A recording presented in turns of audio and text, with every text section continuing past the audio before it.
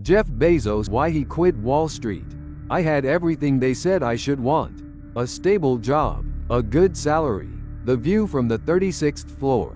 But late at night, when the lights went down, something didn't feel right. I kept asking myself, is this it? I wasn't unhappy, but I wasn't alive. I had this idea that the internet could change everything. I told my boss. He laughed. That's when I knew I had to leave. Not because I was ready, but because the future wouldn't wait. He walked away from a high-paying job, not to relax, but to build.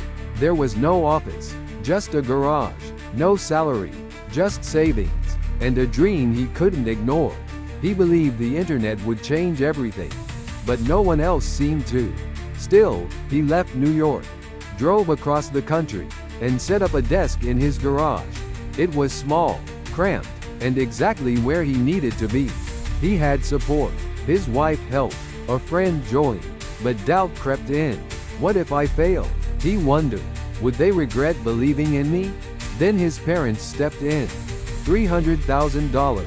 No questions. Just belief. That money didn't just buy time. It bought hope. He wasn't selling books. He was building a new way to shop. There were delays, errors, days where nothing worked. But every time a customer clicked buy, he felt it. This might actually work. The garage didn't just hold boxes. It held belief. And that belief, it was just getting started. We thought it would be quiet at first. Just a few orders here and there. Then one morning, everything changed. The printer wouldn't stop.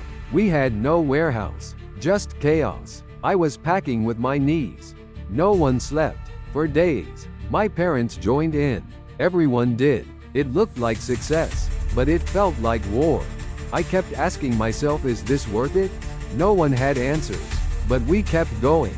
We weren't making money, but there was something real in the madness. We felt it. The shift. There was no turning back.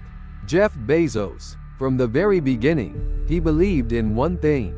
Above all, customer obsession. In his 1997 letter to shareholders, he wrote, "We are not competitor obsessed, we are customer obsessed."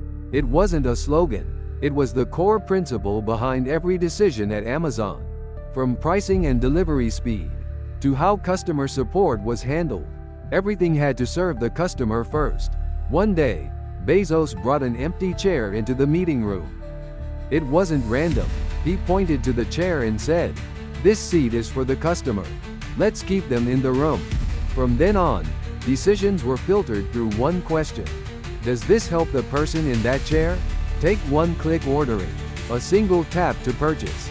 It wasn't built for speed, it was built for simplicity. Amazon also made returns easy on purpose, because trust was more valuable than transaction. While other companies focused on short-term profit, Amazon focused on long-term loyalty.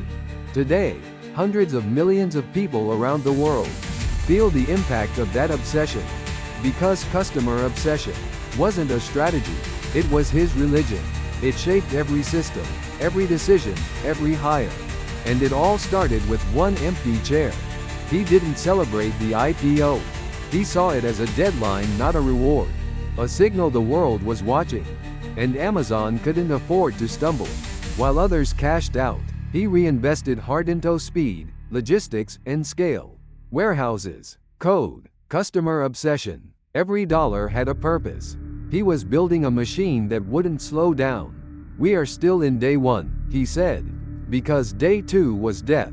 The future wasn't coming. It was already here. And he was ready. If you found this inspiring, like and subscribe for more stories from 404 leaders.